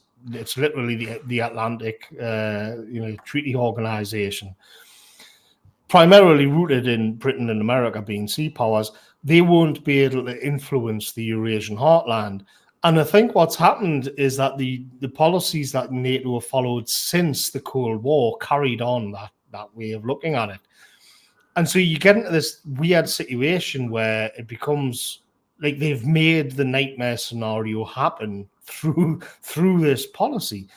And now we're in this situation where Ukraine is going to lose, but the problem, what are the repercussions of that in the West? And I think they see being routed. And I think they see NATO beginning to fall apart. The Americans are already saying, if you listen to what Trump was saying, the Europeans are going to have to stand on their own feet here. I think this is I get that we can point to the small hats and we get the neocons or idiots for getting us into this situation, but now that we are in this situation, I just think the repercussions of failure are actually large. Like it is a big problem that we're faced with here, even Agreed. if it was completely retarded how we got ourselves into this situation. Yeah, no, I agree totally. Mitch, because you speak Russian, what's your view on this stuff, Mitch? I was saying, I think it was George Kennan alongside Mearsheimer. Like they've always had this idea of the one thing that American strategic planners always fear is Iran, China, and Russia getting like buddies together because they're not actual allies by any means. Like they've got competing interests, but the fact that the likes of Biden and others like him have gotten these three powers of Eurasia into an alliance. It's like George Kennan. Apparently, he was saying like the late 90s about Ukraine. He was saying like because he was just saying like you was just like calling them the State Department of those days like complete morons because they're literally undoing all of his work because George Kennan was one of the main guys who analysed the Soviets with his long telegram. He did a lot of work to win the Cold War in the American favour, and then he was just raging about in like the 2000s how all the State Department types they're all just undoing all of his work through antagonising the Russians in the case of Ukraine, because it's like to be fair, like you generally got the idea in 2008 where Russia went to war with Georgia in the Caucasus for 5 days, smashed up its military forces, took up huge chunks of the country because they didn't want NATO bordering them. Now, any strategic planner would have looked at that and go, okay, let's not pull the bear's tail, so to speak. But they carried on with Ukraine, and yeah, it's literally a case of we've actually committed the biggest failure I think you could do in strategic planning, where you've got the entire Eurasian landmass from because Iraq, for example, where we invaded like 20 years ago, that's fully just complete Iranian proxy territory. Syria, again, the Middle East is pretty much a no-go zone. We can't actually do another Iraq war because there's just too many countries in my area who are hostile to us or just would not. And we don't have enough troops. Mitch, we don't have enough troops. I mean, when I say we, I mean the West. We don't have enough soldiers to do that anymore.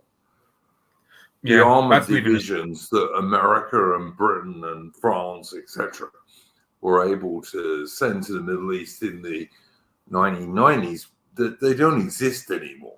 We don't have them. Yeah, and it's like, I don't know, like, I mean, and there's also the fact of so the State Department, like their Eurasia department. Now you would think that they would have one requirement, for example, is that they all learn Russian, because that's what had to happen in the Cold War. If you were to work with foreign affairs regarding the Soviet Union or Russia, you had to learn Russian. But I think Scott Ritter talked about this, and he said words to the effect of, "Oh yeah, the State Department, but don't actually make that requirement anymore. Like they don't have to learn Russian." Yeah. So there's just like this crisis of competence where none of them actually understand Russian. They can't even speak the language, let alone understand why Putin, for example, is so adamant about keeping Ukraine either neutral or within his sphere of influence. So the failure is look, the only thing I would say about that is that, like, Scott Ritter these days is a total Russia shill. I mean, like, he really just is. I'm sorry. And I'm not anti-Russian, as you well know, Mitch. But I think the Russians have a good case for what they're doing in Ukraine. But Ritter is like just totally, he's totally a Russian shell these days. And if you look at the Duran, the English-sounding Greek guy who runs the Duran wants to give the Elgin marbles back to Greece and all the rest of it. He's actually very anti-British, very, very anti-British. I don't mind the American-sounding Greek guy who's in Cyprus. He's okay. But like the English dude is actually an extreme lefty, really. So yeah, I'd just say that about what you're talking about there. Yeah, I'm not a big fan of Scott Ritter because he posted something where I think he was hoping for the Morgenthau plan to happen to Germany or something because it said something. So I'm not a big fan. I saw that. I saw that. Yeah. Well, thank you, Morgoth. Please carry on, mate. Yeah, I heard him saying that. It was this insane sort of... Basically, he was calling for the German people to be exterminated because they had given tanks to Ukraine. And I just find it ridiculous. I just found his rhetoric to be repellent.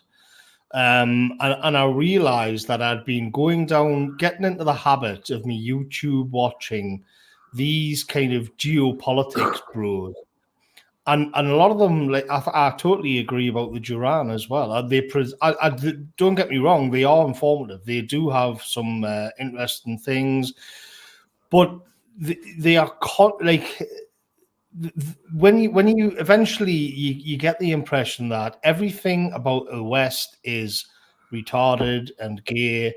The elites are corrupt, which it's all kind of true, but. I want the critical scalpel to be turned on what is like Eurasia at this point. I want that. I want a little bit of just a little bit of criticism of Putin or China. I mean, remember when they had that like there was some division of mercenaries in Russia. There was some division of mercenaries in Russia that like turned on Moscow, and there was like some kind of coup was in action, and then a few months later he mysteriously died in an airplane crash. Like, what was all that about exactly? Like, what went on there? You know what I mean? But if you watch them, it's nothing. It's just all performative. It's just, and I think, well, all right then. That's it. Oh, well, that's fine. And that's fine. There was a fellow was driving his tanks on Moscow because he was pissed off with the Russian leadership. And then a few months later, he dies suddenly in an airplane crash. Oh, it's nothing to worry about. Don't look at that. Don't think about that. Let's just get back to talking about how much of a vegetable Joe Biden is. Like, just don't think of them things. We're not going to talk about that. And all of their leaders are full of wisdom. They're all expert chess players. They're all benevolent and they're all lovely. And all of our leaders are total retards and cabbages and senile. And I'm like, okay, I'll concede that. I'll concede the criticism of the West. I just want a little bit of honesty about what's happening in the East. Like, just a little bit, please.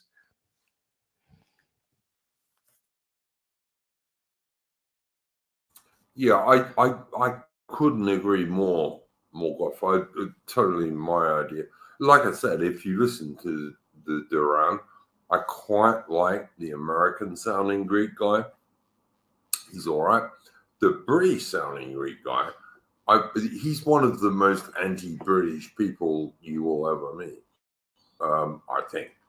And, you know, he goes on about, the Elgin marbles should go back to Greece. Why? The Greeks never looked after them. Why should we return them? That's bullshit, as far as I'm concerned. They were bought, they were paid for, they were taken to Britain. But, you know, that's just me, and I am actually an eternal Anglo in that sense. I really am. To bring it back home again, and you've got like Rishi Sunak talking about bringing in conscription. Even a Labour, the way they're going, like even at least within, there is still something within like the Tory kind of blood of like getting men to sign up and die in wars. The problem is, what they have done is facilitate in the sort of anti-patriotic, anti-nationalist narrative. So nobody wants to join for the army anymore. You need something to believe in to go off and fight in a war, and usually 100%. It's your people, it's your history, it's your identity. And when you've completely deconstructed the identity of a people, and then you say, now we want you to go off, we're going to station you like on the Russian border in Finland or in like Latvia or something, and we're going to give like so you can do weapons drills and prepare to face the Russian army, they're going to tell you to piss off. They're not going to understand why they would even be expected to do that, precisely because they've had their identity deconstructed. They don't trust the people who govern them. They're just nothing. They've got nothing but cynicism and a hatred of their own people, their own history in some cases. 100%. And so it's as if at some point in the late 90s, when they thought it was the end of history, we would all become gay, we would all become mixed race, and we would all just become these globalist sort of free citizen consumers. And the West went all in on it and just kind of dissolved itself in a spiritual way. Its history and its greatness, all of that. No, all you are is a worker consumer. That's it. Just enjoy the Netflix and the Albanian bringing you a pizza on a moped.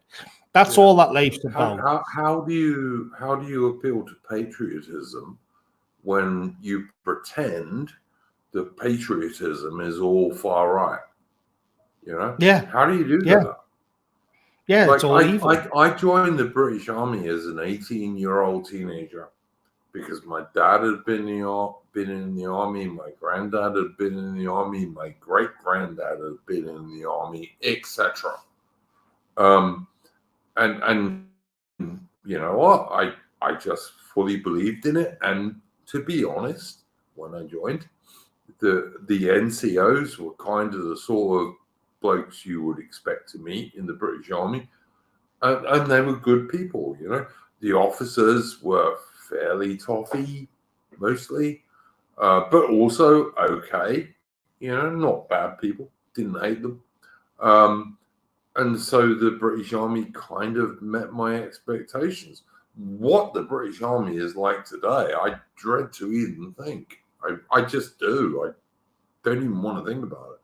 And my son, who is an officer in the Royal Navy, every time I speak to him, I say, son, you should resign.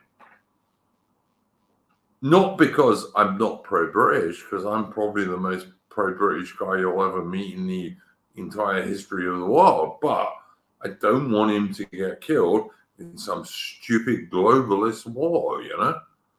I wouldn't even be against him fighting to defend Taiwan if Taiwan was actually like some thing where there was something going on that was serious, because I don't like the Chinese Communist Party at all, you know. But yeah, I mean that's my view on this. It's like, why are you going to join the armed forces of your country at the moment when your country hates you? Which is pretty much what Morgoth was just saying. You know, the powers that be in Britain hate the real Anglo-Celtic British people. So why the bloody hell are you going to be stupid enough to go and join their armed forces and fight for them when they hate you? When as well, I mean, when you're seeing your streets and towns and villages being overwhelmed with foreigners who are actively encouraged to treat you with contempt, because all of the institutions are on their side and not yours, they know they can get away with it.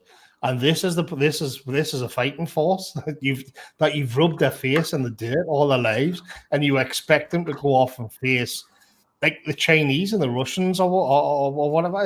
It's just, and just to get back to the sort of the theme of the night, Labour are going to have to deal with this, and as I was saying earlier, they've got even less, to die for the economic zone.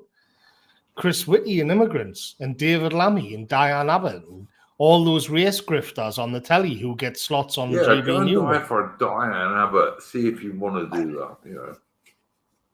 And Stormzy and Mizzy, who films people like robbing people and all this. All of these delights, you can go and put your life on the line for them. Nobody's going to do that.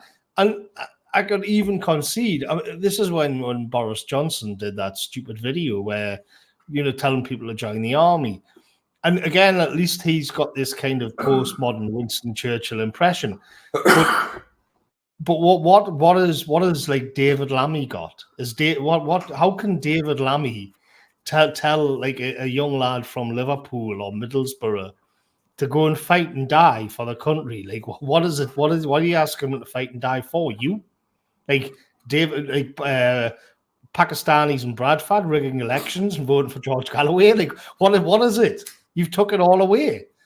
And you never know that at this late stage it'll be purely cynical, but maybe they start and try and reconfigure the formula because it works. And at the moment, in terms of serious geopolitical conflicts, not Afghanistan, not Iraq, like we're literally talking about China and Russia, you're gonna have to pull something out of the bag than a bit more impressive than like a European Song Contest with devils on it or whatever crazy shit. You know what I mean? You're gonna have to give some people some meaning back here if you want them to actually believe in the country again. Well, the only thing I can say to you, Morgoth, is when I was an 18-year-old British soldier, if we got a day off and we went to the beach in somewhere like Bournemouth, for example, you could always tell we were all British soldiers because we all had Union Jack swimmers on, It's like that's what we used to do back in the day. I think that's been totally destroyed by our elites, quite frankly. It's been destroyed. Yeah. When I joined the army, it was the year after the Falklands War when I joined the army, 1983, and like we were all just we were all patriots and nationalists, and that's why we joined the army. But these days, of course, and for some years past, British Army has been trying to pretend that if you are a patriot or a nationalist, you're somehow dangerous, which, given they're the guys who actually joined the army, it's just fucking stupid, man. I just don't get it. It's crazy. And when your lesbian drill sergeant is like giving you a hard time, and then a few weeks later you're dodging drones with grenades attached to them, and you write a letter back to your grandmother, and you realize that Keir Starmer's put her in the euthanasia booth. I mean, it's so bleak. They're gonna have to. They're gonna. Otherwise, we're gonna get broken here. We're gonna get thrashed. Basically, that's the options on the table for these globalist elites. You either give people some meaning, some patriotism, and some nationalism back, or the West as a block of power which can hold its own in the world is finished, and it's the elites who've done it as a matter of self-sabotaging. Well, that opens up a can of worms. Are they that stupid? Was it on purpose? That's probably for another stream. But yeah, that's my thoughts on it, really. Look, mate, even when I joined the army in 1983, the officers were generally middle class or upper class, mostly. Not all of them, but most of them were middle class or upper class. But they were also pretty okay guys for the most part. Some of them less intelligent than others, but they weren't anti-British, you know what I mean? They just weren't. But that was in 1983. That was a long, long time ago, Yeah. I think the idea is that I think they thought they could probably dispense with the kind of a formula, which was something higher, and they could reduce the army, the military, to being kind of scientific in nature. The Americans are big into this, where it isn't really about these dreamy, old-fashioned, patriotic feelings. Instead, you're kind of this highly professional, technical, scientific force who's carrying, as they would say, an operation. But maybe you can do that. Maybe you can have like elite small units, but that's not going to scale up. That's not going to actually get lots of people into a struggle, be expected to die for a long time. That would be a small precision units, if that. I suspect even those soldiers, these highly qualified Marines and whatnot from the American South, they probably still believe in America deep down in the core. They've still got that. I don't think you can just have. I think so. Yeah, you can't. It isn't just where you've got technocrats with machine guns carrying out a precision operation without any kind of motivating higher factor. No, I think you're entirely right, Morgoth. Look, you're looking at the U.S. Navy SEALs and people like the SAS or the SBS in Britain. I think most of those guys are still genuine patriots, but the only reason they're still going is that these guys are conning themselves. They still think they're playing for the same country that their fathers and grandfathers were, which of course they're not. Sadly. Well, I mean, you got the German special forces who regularly get cleaned out every couple of years or so, because the German state always finds out, some of these special forces guys, they've got some edgy opinions regarding mid-century Germans. Yep, 100%. And it's like, I don't know. I mean, and when you look at the SAS, I mean, you can imagine the SAS are probably some of the. I mean, you got, what's the name of SAS guy? Phil Campion or something like that. He's often like the go-to guy you think of for SAS. I mean, he's pretty much like a Civ Nat Farage sort of type. So I don't know if he's representative of all the SAS subs, or if you get the SAS out to a more radical than him. I think I'll be honest, Mitch. I think he's one of the leftier members of the SAS, to be honest, which is why he gets the publicity, of course. But I think he's one of the more lefty members of the SAS, actually. I think like soldiers and Navy guys, and to some degree Air Force people, tend to be fairly traditional, and they tend to follow their fathers. But the thing is, this guy, the reason he's got so much publicity is he's a bit lefty. He's a bit more lefty than most of them are. That's the reason why the MSM gives that particular man more publicity than others who are probably less lefty, if that makes any sense to you, mate.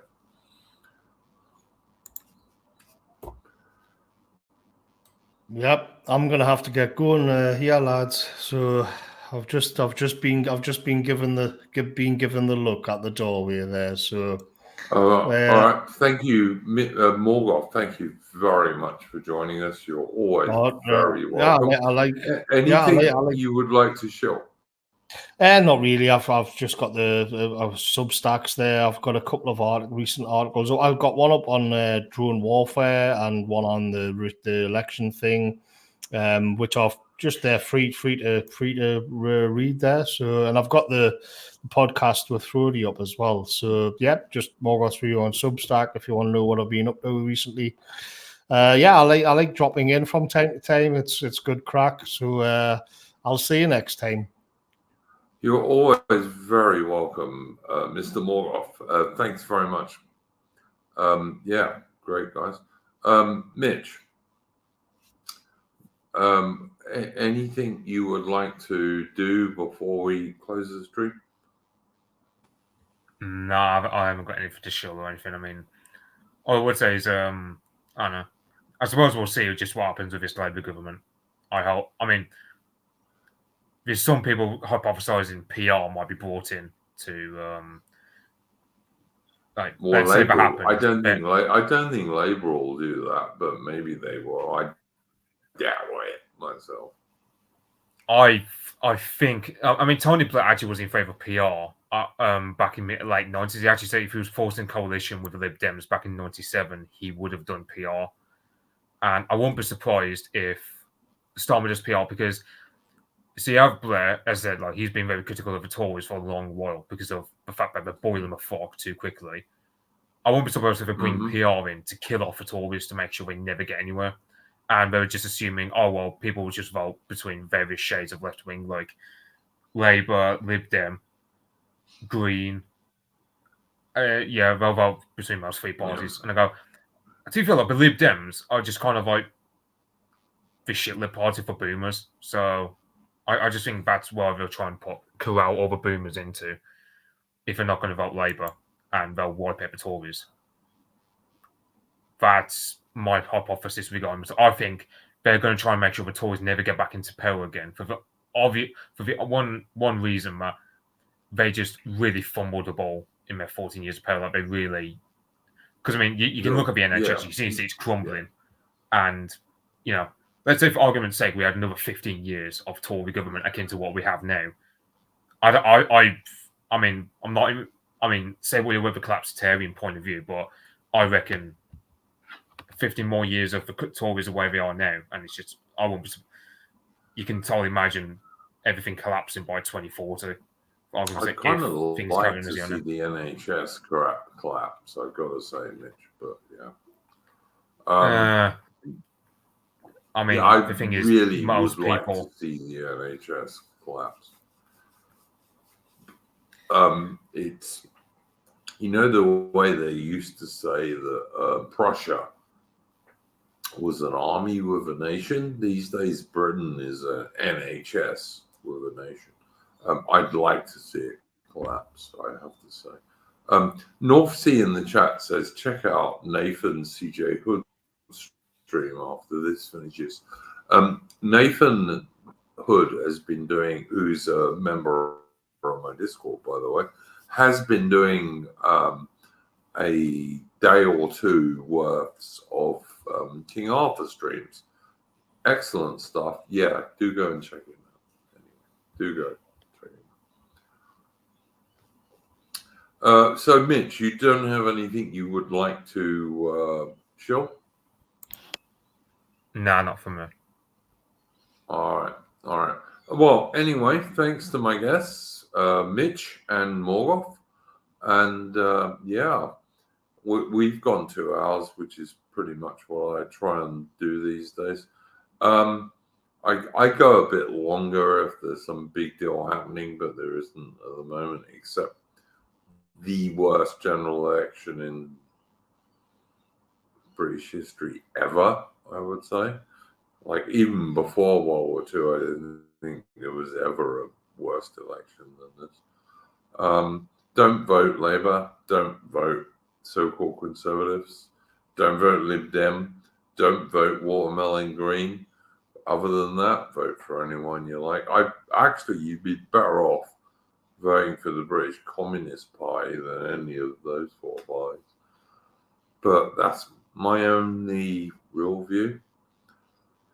In the meantime, never let the bastards grind you down, and we'll be back next week for Splendid Isolation number 174. As I say, once again, thanks to my guests, Morgoth, Mitch. Really interesting discussion, and go well, boys and girls.